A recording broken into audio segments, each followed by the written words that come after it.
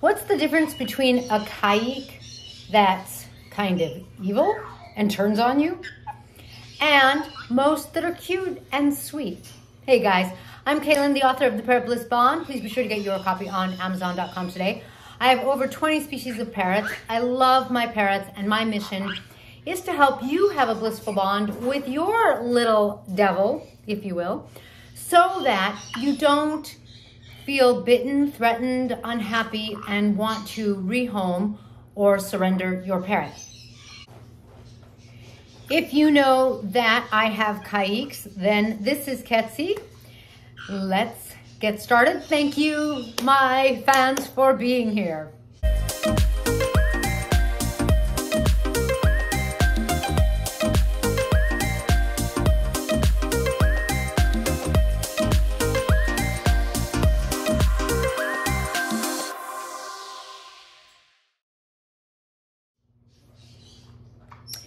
All right, so what is some of the difference between a really sweet kayak and a less kind kayak?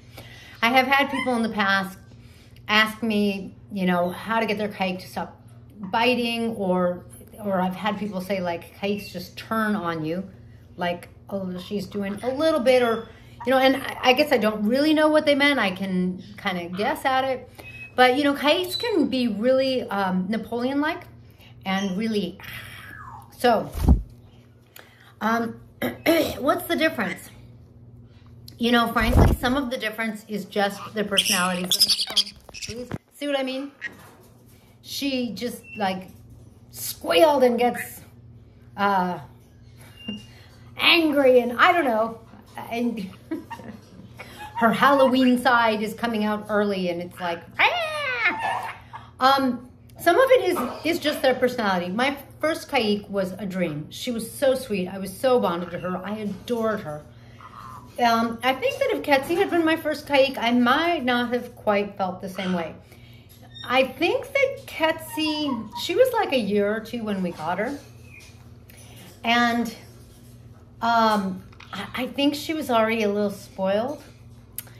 And you know, she's actually better now. She's not hurting me when she's biting.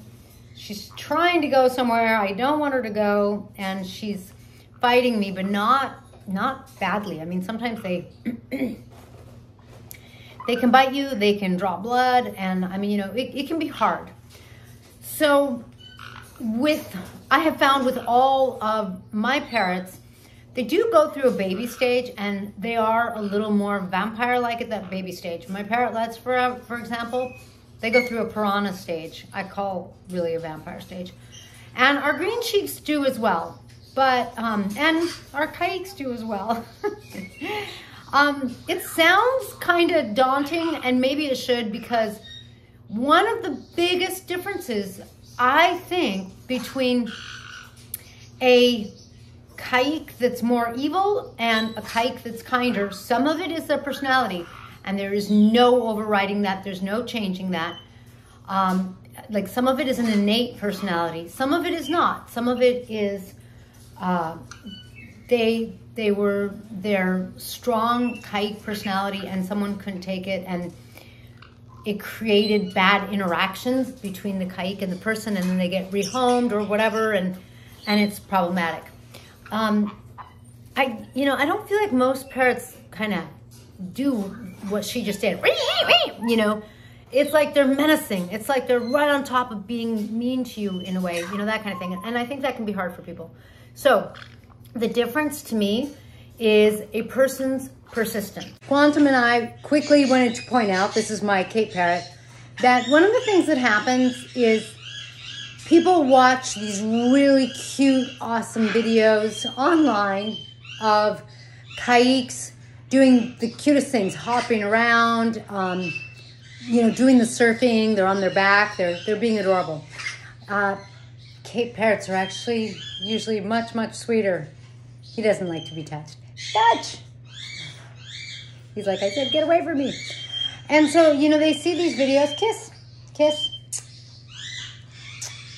kiss. They see these videos, like, for example, right now, of Quantum. He's awesome. He's not aggressive. I don't find that parrots are. And I can do a beak kiss with him usually. And he's pretty gentle. Sometimes he even does the smooch with me. But then they think that that's what a kayik is going to be like.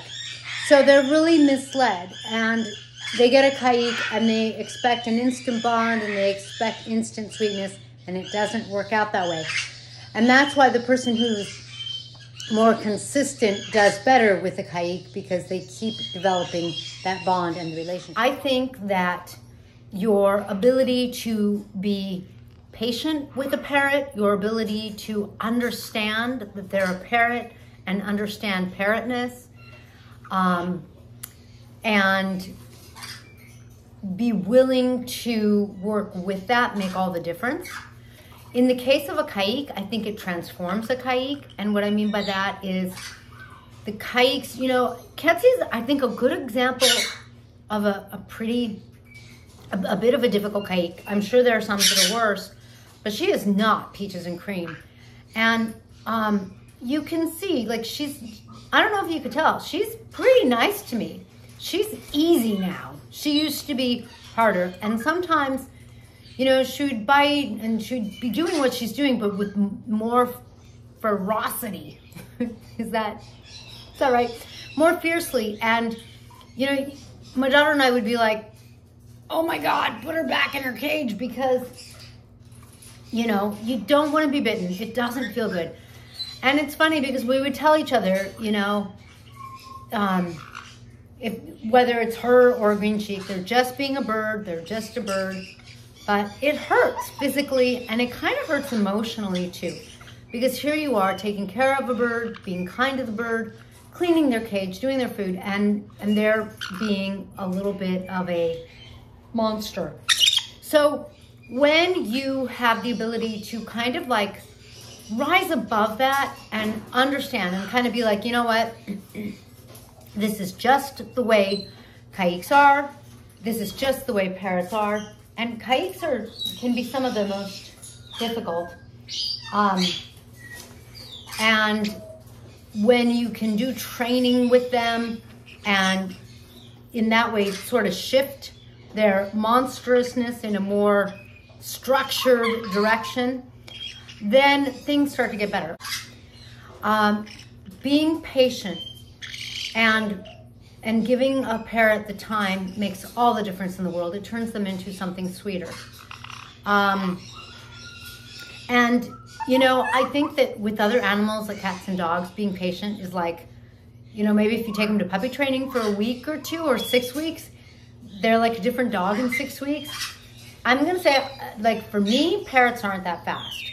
For me, parrots are much longer. Okay, did you guys see that? She like had her beak on me and she wasn't exactly biting me, but their beaks aren't made out of rubber and they're not round. They're pointy and they're sharp. And then she's like scratching her head, like, you know, I'll just have you hold me in place while I scratch my head. So I have said that kayaks are a parrot that'll teach you happiness and joy because they are so joyful. But they also really, a part of the reason they can do that is because they also really have this stubborn, I am going to do whatever the feather, hey, I want side, be nice. Ketsy. Yeah, and she's back to scratching herself.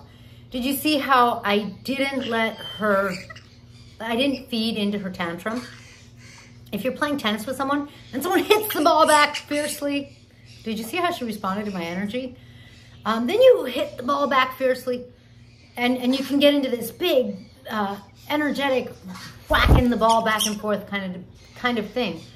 Match. Whereas right now, what I did is I like stopped. I'm gonna do it again. I really brought my energy down, so now the tennis ball goes to the other side of the court, but it just keeps going. Yes, I don't want you to eat the phone.